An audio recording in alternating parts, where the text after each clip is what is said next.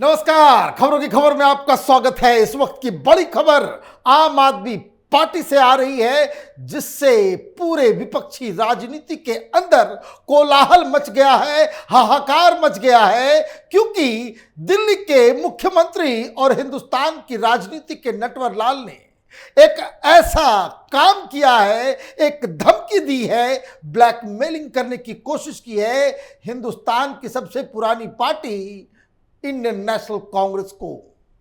अभी खबर यह आई है कि आम आदमी पार्टी और केजरीवाल ने यह साफ साफ संकेत दे दिए हैं, यह धमकी दे डाली है कि अगर सबसे पहले कल पटना में होने वाली मीटिंग में जो दिल्ली सरकार के खिलाफ केंद्र सरकार का जो अध्यादेश आया है उस पे अगर चर्चा नहीं होती है, अगर उस पे सब लोग सहमति नहीं जताते हैं, तो आम आदमी पार्टी उस मीटिंग से बायकॉट कर जाएगी, बीच मीटिंग से ही वो बाहर चली जाएगी। मतलब ये कि सबसे पहले इस मीटिंग में ये तय होगा कि कांग्रेस पार्टी किस साइड खड़ी है। मतलब ये सीधे सीधे कांग्रेस पार्टी को चुनौती दी गई है कि डिसाइड कर लो कि आप बीजेपी के साथ हो या फिर विपक्ष के साथ हो। और सबसे बड़ी चीज कि कांग्रेस पार्टी की तरफ से उनके प्रवक्ता राशिद अल्वी टेलीविजन पे आए और इस धमकी के जवाब में जो कहा उससे ये साफ पता चल रहा है कि आम आदमी पार्टी की जो ब्लैकमेलिंग करने की जो टैक्टिक्स है वो कांग्रेस पार्टी के ऊपर जरा सा भी असर नहीं कर रहा। राशिद अल्वी ने साफ साफ कहा कि कल की जो मीटिंग है वो मुद्दों पे बात करने के लिए मीटिंग बुलाई गई है। मोदी सरकार को कैसे हटाना है, संविधान को कैसे बचाना है, डेमोक्रेसी को कैसे सुरक्षित रखना है, उसके लिए मीटिंग बुलाई गई है। किसी पॉलिटिकल पार्टी के प्रॉब्लम को सॉल्व करने के लिए यह विपक्षियों की मीटिंग नहीं बुलाई गई है। मतलब अरविंद केजरीवाल पिछले 2-3 दिनों से तो चिट्ठी लिख दी, चिट्ठी लिख करके यह बता दिया कि बाकी सारी पार्टियां बेवकूफ हैं, मूर्ख हैं, सिर्फ मैं पढ़ा लिखा और अक्लमंद व्यक्ति हूं जिसने संविधान का अध्ययन करके यह पता कर लिया कि ये अध्यादेश जो दिल्ली के खिलाफ, दिल्ली सरकार के खिलाफ आई है, वो अध्यादेश अलग अलग राज्यों के साथ भी आ सकता है, लेकिन इससे बाकी दल के लोग इत्तेफाक नहीं रखते। और ये शर्त दे दी थी कि सबसे पहले ये जो मीटिंग होगी उसमें इस अध्यादेश के ऊपर चर्चा होगी। लेकिन इस धमकी के बाद शाम में यह खबर आई कि कल होने वाली मीटिंग का प्रारूप कैसा होगा। उसमें जो तय हुआ वो तय ये हुआ है कि मीटिंग की शुरुआत में नीतीश कुमार अपना पहला भाषण देंगे और नीतीश कुमार उस भाषण में उस फॉर्मूले के बारे में बातचीत करेंगे जो अब बताया जा रहा है कि 450 ऐसी सीटें जहां यूनाइटेड अपोजिशन का एक उम्मीदवार होगा भारतीय जनता पार्टी के खिलाफ, वो संख्या घट के कांग्रेस से बात करके, बाकी लोगों से बातचीत करके वो संख्या घट के 350 कर दिया गया है। और इस भाषण के बाद कि कहां कौन कैसे लड़ेगा, खड़गे साहब भाषण देंगे।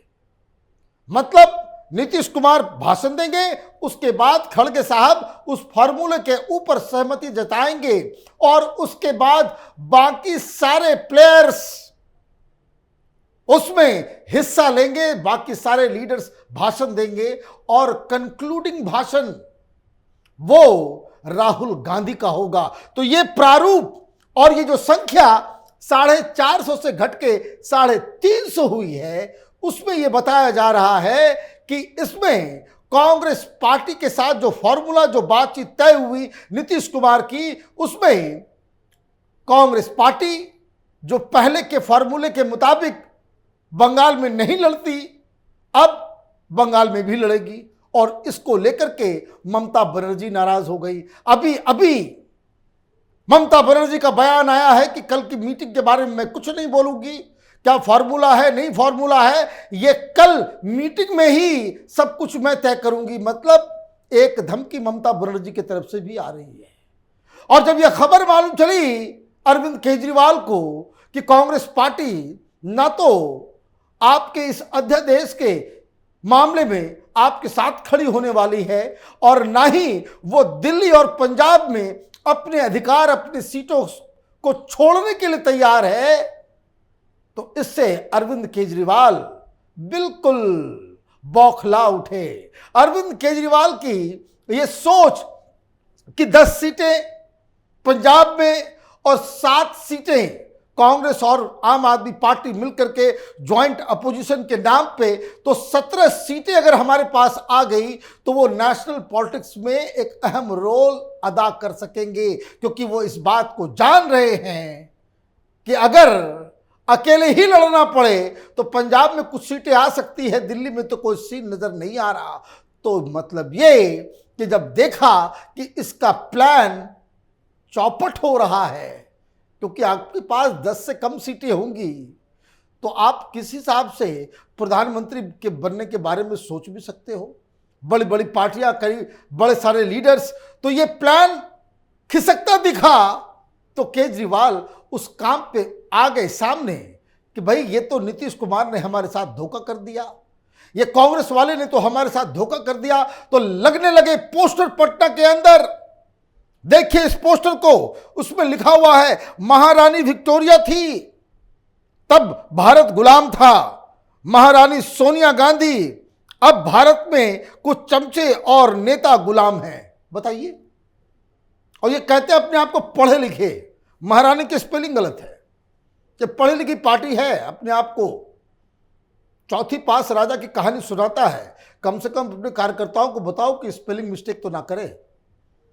अब ये पोस्टर कांग्रेस पार्टी के खिलाफ आप लगा भी रहे हो, सोनिया गांधी को आप अरेस्ट करवाने वाले बयान भी देते हो, कांग्रेस पार्टी को भ्रष्ट भी कहते हो। कांग्रेस पार्टी को भी हाल में श्रीगंगानगर पहुंच करके कह दिया कि कांग्रेस पार्टी चोरों की पार्टी है, इनके पास आइडिया नहीं है, हमारे आइडियाज को चुराती है। और आप समर्थन भी एक्सपेक्ट करते हो। तो ऐसे नहीं है राजनीति का नटवरलाल कि गालियां भी देगा और उससे समर्थन भी एक्सपेक्ट करेगा। और कई बार कांग्रेस पार्टी अपनी मूर्खता की वजह से वो इस तरह के ब्लैकमेल में वो सकम भी कर जाते हैं और केजरीवाल गाली भी देता रहता है और ये केजरीवाल के समर्थन में भी खड़े हो जाते हैं। आप टीवी पे डिबेट्स में आप देखेंगे तो ये नजर आएगा। अभी इस मुद्दे पे थोड़ा मामला अलग सा दिख रहा है। तो आपने सोनिया गांधी पे अटैक कर दिया और उसके बाद ये शर्त रख दी कि कांग्रेस पार्टी मीटिंग से पहले ये डिक्लेयर करे कि हमें वो अध्यादेश के मामले में राज्यसभा में वो इसका विरोध करेंगे, अदरवाइज हम वॉकआउट करेंगे। मतलब हो गई विपक्षी एकता। एक और पोस्टर आया हुआ है जिसमें केजरीवाल नीतीश कुमार को ही विलन बता रहे हैं। वो पोस्टर ना आशा है ना विश्वास है, संभल कर रहना देश के लोगों, ये नीतीश कुमार है, मोदी जी का खासम खास है। और फोटो लगा दिया मोदी जी और नीतीश कुमार को हाथ में लिए हुए। ये क्यों खींच? क्योंकि केजरीवाल को लग रहा है कि हमसे तो चिकनी चुपड़ी बातें करके गए नीतीश कुमार। उन्होंने कहा था कि भाई 450 सीट और इस तरह की चीज़ों के ऊपर हम कांग्रेस पार्टी को मना लेंगे, लेकिन कांग्रेस पार्टी ने कहा कि नहीं, ये तो पॉसिबल नहीं है। तो अब उनको लगता है कि इस पूरे डील में नीतीश कुमार का रोल जो है वो गड़बड़ है। पोस्टर आ गए, कल शाम से पोस्टर लगा हुआ है। आम आदमी पार्टी का कोई भी लीडर सामने आकर के नहीं कह रहा कि भाई ये हमने नहीं लगवाए हैं। और जिस शख्स ने लगाया, जो आम आदमी पार्टी का जो लीडर है, वो पहले से भी पटना के अंदर उस तरह के पोस्टर्स लगा रहा है कि भाई केजरीवाल भावी प्रधानमंत्री होंगे देश के। तो कहने का मतलब ये है कि केजरीवाल ऐसा खिलाड़ी है। आप क्रिकेट खेलते होंगे कि जो हारने लगता है, जब उसकी बात नहीं चलती है तो बैट बॉल विकेट सब लेकर के भाग जाता है। तो केजरीवाल यही काम पटना मीटिंग से पहले इन्होंने कर दिया। ऐसी ऐसी शर्तें रख दी कि जिससे निगोशिएशन का, बातचीत का रास्ता बंद हो गया। आपने सीधे कह दिया कि कांग्रेस पार्टी पहले अपनी पोजीशन को डिक्लेयर करे, अदरवाइज हम इस मीटिंग में साथ नहीं जाएंगे, इस विपक्ष के साथ हम नहीं रहेंगे, हम फिर कुछ अपना अलग रास्ता अपनाएंगे। तो कांग्रेस पार्टी ने भी साफ कर दिया कि हम ब्लैकमेल होने वाले नहीं हैं। ये मसला देश में डेमोक्रेसी को बचाने का है, विपक्ष को एक साथ जोड़ने का है। यहां किसी पॉलिटिकल पार्टी के प्रॉब्लम को सॉल्व करने के लिए नहीं है। ये विपक्षी एकता किसी के ईडी रेड के ऊपर कोई मजमा खड़ा करने के लिए विपक्षी एकता नहीं किया जा रहा है। ये सिर्फ और सिर्फ भारतीय जनता पार्टी को चेकमेट करने के लिए 2024 के चुनाव में, उसके लिए ये गठबंधन है। बाकी चीजें सतत रूप से अपने हिसाब से चलती रहेंगी। केजरीवाल ने इस विपक्षी एकता में ये जो तथा कथित होने वाली थी, कैपिटल टीवी के दर्शक इस बात से इत्तेफाक रखेंगे कि हम लोग शुरू से कहते आ रहे हैं कि केजरीवाल ये किसी का सगा नहीं है, नीतीश कुमार ये किसी के सगे नहीं हैं। और तो और ये जो विपक्ष एकता के नाम पे, देश के डेमोक्रेसी को बचाने के नाम पे जो लोग कल इकट्ठा होंगे, वो सब के सब अपने स्वार्थ, अपने पैसे, अपने साम्राज्य, अपनी सत्ता और अपने परिवार को बचाने के लिए इकट्ठा हो रहे हैं। ये विपक्ष कोई देश के लिए इकट्ठा नहीं हो रहा है, गरीबों के लिए नहीं। ये सब अपने अपने स्वार्थ के लिए वहां पे जमा हो रहे हैं। आप देखते रहिए कैपिटल टीवी। हमारे वीडियोस को लाइक कीजिए, शेयर कीजिए और हमारे चैनल को सब्सक्राइब कीजिए। धन्यवाद।